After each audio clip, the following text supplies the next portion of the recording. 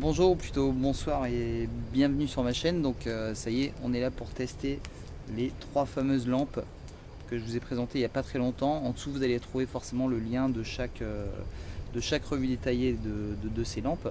Donc la Wizard Armitech 970 lumens en neutral, donc plutôt une couleur chaude. La H10 de chez Asbim 1000 lumens et en mode turbo 2000 lumens. Et enfin la H3 de chez X-Star, également 1000 lumens. Donc je vous ai fait des photos vidéo, ça rend vraiment pas beaucoup, hein, ça rend vraiment pas bien, donc je me suis vraiment fixé sur les photos. Vous allez voir un petit peu ce que ça donne et juste après on va refaire un petit retour pour que je vous donne un peu mes impressions juste après ces essais. Petite chose que je voulais rajouter, wow, ça claquasse là. Punaise. Bah du coup je sais plus ce que je voulais rajouter. En tout cas je vais vous laisser regarder. Je vais vous faire des photos sous forme de gif, ça va repasser et repasser, comme ça vous allez à chaque fois pouvoir comparer les différents éclairages. Allez, c'est parti, on se retrouve juste après pour un petit retour si j'ai pas cramé d'ici là. A tout de suite.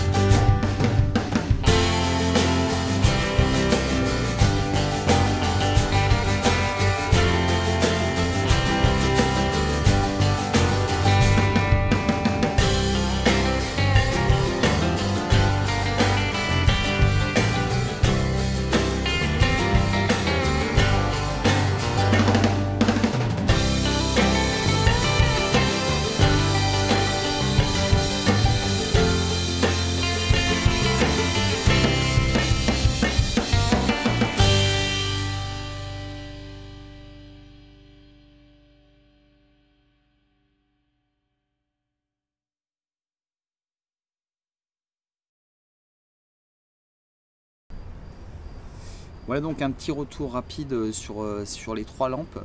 Je ne vais pas commencer par l'Armitech tout de suite, je vais parler de la H10 pour vous dire que vous avez vu un peu la différence de température de couleur. Évidemment l'Armitech reste vraiment la plus chaude, ensuite vient celle-ci, la H10, et enfin la H3 qui tire vraiment un peu plus sur le blanc. Concernant la H10, moi c'est toujours ce bouton qui m'exaspère, laisser le doigt appuyé dessus si longtemps pour avoir la lumière, ça c'est quelque chose de très pénible. Par contre elle est super sympa à piloter avec le petit bouton qui tourne ici, ça c'est vraiment sympa. Et pareil pour voilà, le fait d'éteindre la lampe, l'appui long c'est gênant. Maintenant au niveau de la diffusion, alors vous avez vu que ça éclaire super large, ça éclaire un peu plus large que l'Armitech. Maintenant voilà, moi ça met pas plus que ça au final, je préfère quand même la température de couleur de l'Armitech. Celle-ci, vous avez peut-être vu, il y a quand même un espèce de point chaud qui est très large, qui reste très large, qui va prendre à peu près 50% du disque complet. Il y a une coupure qui est relativement franche, c'est difficile à expliquer, et ça fait que je me retrouve quand même un peu avec le regard qui est quand même attiré vers cet énorme point chaud. Alors j'ai pas ça avec l'Armitech. L'Armitech a un confort visuel qui est beaucoup plus agréable, beaucoup plus naturel, il n'y a vraiment que les yeux qui bougent. Là-dessus, je suis vraiment un peu en train de suivre ce gros point qui finalement me fait oublier l'éclairage large qu'il y a juste après. Donc je suis pas ultra fan quand même de ce modèle, j'ai quand même encore une préférence pour l'Armitech. Concernant la H3, vous avez vu que c'est simple, on appuie dessus, ça marche, hop, on appuie dessus, ça s'éteint. Très facile à piloter également. Maintenant voilà, vous avez vu que c'est un peu plus lent et il y a quand même un point chaud au centre qui moi me gêne. Alors évidemment si vous n'avez pas connu des lampes qui diffusent complètement, alors il y a un petit truc aussi, c'est que l'Armitech, vous voyez qu'il y a un nid d'abeilles, ce qui fait aussi que la lumière est complètement diffuse. Là il n'y a pas de nid d'abeilles, il y a ce qu'on appelle un réflecteur à peau d'orange. Évidemment ça éclaire large, mais il y a tout de même ce point chaud moi qui m'embête un petit peu. Alors si vous sortez d'une lampe traditionnelle et que vous partez sur ce type de produit, ça va pas être forcément un souci pour vous. Par contre si vous possédez ce genre de modèle, surtout l'Armitech, c'est pas parce que ça éclaire un poil plus. Là on est sur la même gamme, on est sur 1000 lumens, très honnêtement il n'y a pas vraiment de différence. Là effectivement ça éclaire un peu plus large au niveau de la H10. Quand on lâche les 2000 lumens, ok ça envoie, mais bon il y a plus une énorme différence, ça sert plus à rien. Je vous dis ce qui est vraiment important, et c'est ce qu'on est en train de tester sur ces deux modèles, c'est l'autonomie réelle. Ça va être qu'est-ce que vous avez besoin comme autonomie et qu'est-ce que vous avez besoin comme palier lumineux si vous voulez. Celle-ci a été spécialement programmée pour nous pour que ce soit le plus pertinent possible au niveau des trails notamment, pour avoir une autonomie suffisante avec un éclairage suffisant. Voilà, ça sert à rien d'éclairer 500 lumens si finalement on n'a besoin que de 300 lumens.